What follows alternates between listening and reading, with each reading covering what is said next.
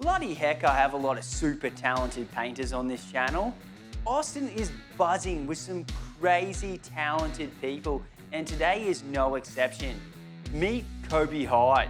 He is a painter and a muralist with a focus on sports artists. And catch this, you can commission your own artworks from him and even get an NFT minted with your portrait. What crazy, wild times we live in. Come on this ride with me and let's see what this fella is all about. Well, thank you so much for coming on the show. It's exciting to have you here. Thank you so much for having me. I really appreciate it. The first question I like to do is it's like an icebreaker. Well, just tell me about the business.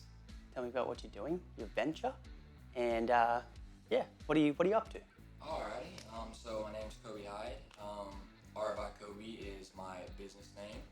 I'm actually originally from Knoxville, Tennessee. Oh, really? Yeah. I moved here last year. It was still COVID, obviously. It's been brutal. Man, it really has. You know more than anyone. But yeah, so I was taking classes online, and I really wanted to go for art. I really, it's my love, it's my passion, and yeah, I just really wanted to hone in on it. I'm young, only young once, and I can't do it 10 years from now, 15 years from now, because I'll have little Johnny to take care of. I have priorities. So now I think it's really, really important to go for it as an artist. And especially now that we're when we're in our 20s, it's really a good time to just give your all to your passion, to your loves, things you love. Yeah. Oh, I love it. I don't know where to take this next question because we've been talking off camera, and I want to hear about your passions. Why are you doing art? What brought you to being a painter? How would you describe yourself if you're going to meet someone in a bar? Hey, how you doing? How do you describe what you do? And yeah, tell me a bit about that. Yeah, so most certainly.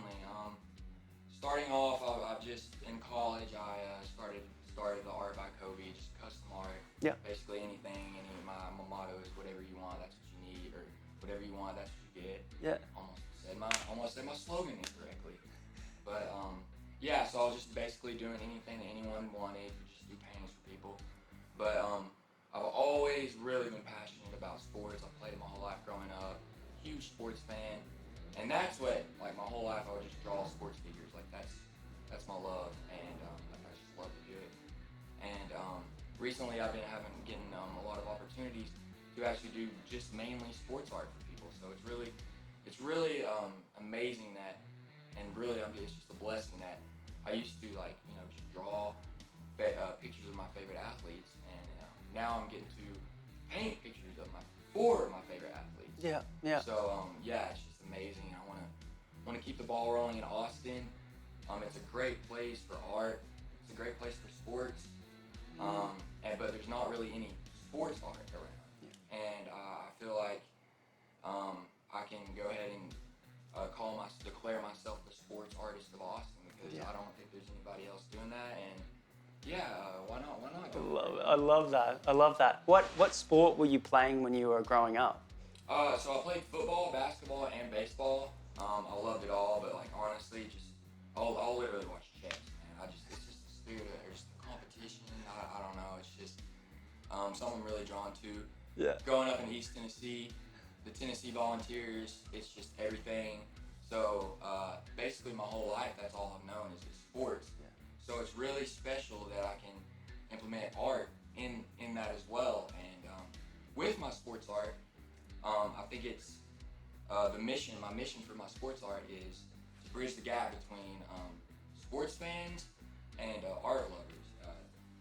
Players, fans, whatever, sports, and then, your musicians, art, everything, and just intertwine those two. Yeah. I feel would be really, really great, and that's what I'm trying to do here in Austin. It's so cool because those two, they don't intermingle extremely well. It's actually bringing up a lot, and I've been doing a lot of work on myself over the last year. my father never watched sports, and it's been really interesting to see developmentally how that affected me over time. And I never felt a connection to sports, but I surfed my whole life, and I definitely can identify with playing basketball, because we played a lot of basketball. Yeah, okay. Out and playing hoops at the front. Just Step go out back, there. baby. Yeah. We should play basketball sometimes. But getting a crossover for those two things is super needed, and it's great to see your work. I like your work. It's awesome to see. You also as well have a really interesting take on, we're all trying to diversify and add business lines to, like, add more lines of being able to make more money in our businesses and change them. We're all going through it. And so we were talking a bit off camera about having the ideas that you have about NFTs and how to change your business. Tell us a little bit about this, because this is exciting. This is really exciting. NFTs, some people are just now hearing about it, and it's like a new language. For me, it was at first. But once I really dove into cryptocurrency and everything, I saw a really great opportunity for NFTs for my art. So I'm having a sports art collection, an NFT sports art collection, and I'm also with an NIL, a local company here. I'm doing NFTs for athletes all around the nation. So I'll be painting them, and then I'll be turning it digitally into an NFT. So they'll be getting a tangible painting as well as the non-fungible token. Yeah. So you get a little bit of the best of both worlds in that. So cool. That's such an interesting topic, and I could go a million ways with that. I've been diving into crypto. It's an interesting way to pad the bottom line and also store a value for the future. So that's really cool to see. Kind of want to know a little bit more about your heroes and your inspirations in your art. Who do you really look up to? Certainly. Lee Naaman is one of the most famous sports artists of all time, and I don't know if you're familiar. Heard of the name? Yeah, like his work is super full of expression, super colorful, saturated, but it was just sports art as well. And that inspired me, obviously. And Jackson Pollock, I always like to add like an abstract background, like Jackson Pollock-esque, and then to the forefront like a realistic subject. And that really inspired me as well. But my main inspiration is my family, though. Okay. I love my family. They're they might not know much about art, but they support me wholeheartedly for everything I do. And they've never questioned me whenever I wanted to go on this journey. Yeah. They never were like, "Are you sure?" They like, "Don't you want to get like a 9-to-5 job?" No, like they were like, "Go for it," and that means the world to me, because I know people with parents that aren't supportive, Right. and they have a dream, but they don't have the support, and they get crushed and they don't go for it. Yeah. So I really think support is so essential, especially as an artist, and especially as someone finding their way. 100%. It's so good. Would you? We did talk the other day, and this might be a question. We don't necessarily, if you don't feel comfortable talking about it, but we did talk a little bit about your background and why you got into art, and also some of the experiences you've had that have developed you as an artist. Are you comfortable talking about them? Certainly. I think it's one of the reasons why I'm an artist. So when I was 15 years old, I always painted drew painted growing up, and but it wasn't my focus. Yeah. I didn't love it, and so me and my friends, I was just big into sports, an athlete. Me and my friends were going to play basketball, slid on black eyes, flipped.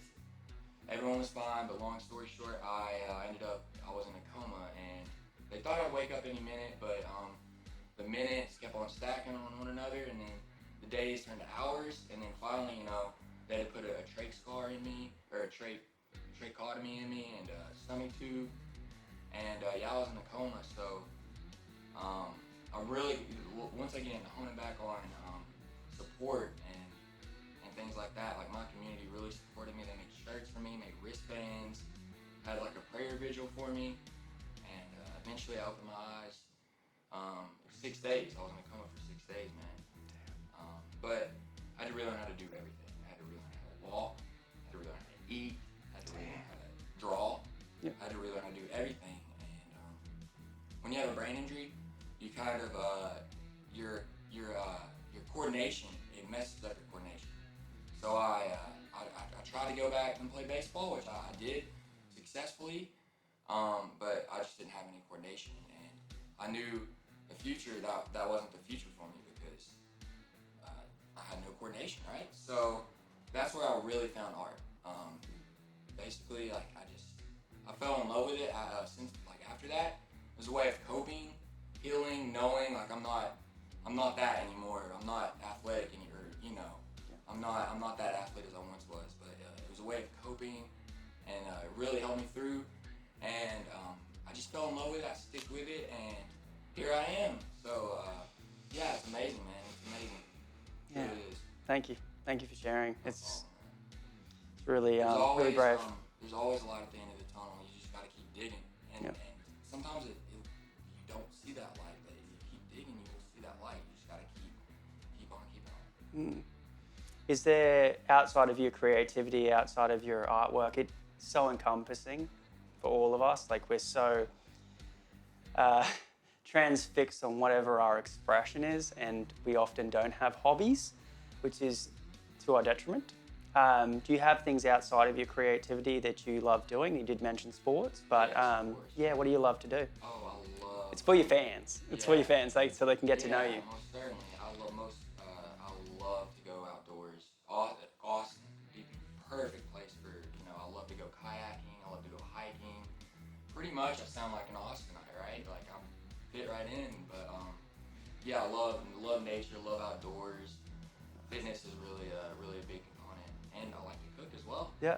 Yeah. Koby Flay. They call me Koby Flay. Oh, come on. I love it. I love it. I'm actually doing that at the moment. I can make some killer mac and cheese, though. Oh, right. Oh, I'll have to test that out one day. You should teach me. Taking over, like me and my wife had a very interesting story over this period, and it's been very different, but I'm essentially a house husband, which is very different for me. I'm not going to say it was easy. It's been extremely difficult for the transition because I've owned my company for a long time. I'm very independent. I'm very, very, I guess like a business owner as opposed to a employee. It's hard because it's like you're never used to doing what you're not doing. Like you're not being forced into anything. And so it's been an interesting transition, and I've been cooking a lot, so that's really cool. Yeah, I'm up for new recipes. Glad, man. I mean, mac and cheese, there's not much to it. Yeah. You just get it for 50 cents and that HEB. I love it. No, that's awesome, though, man. That's awesome. Thank you. Well, the other thing I would like to ask is, like, where can people find you online, and how can they support you? Like, how can they buy your stuff? All of that. So I recently just opened up a fresh new website, artbykoby.com, and it has all my artwork. And then if you want a commission, you can put a order in for a commission there of anything. I also do wall murals.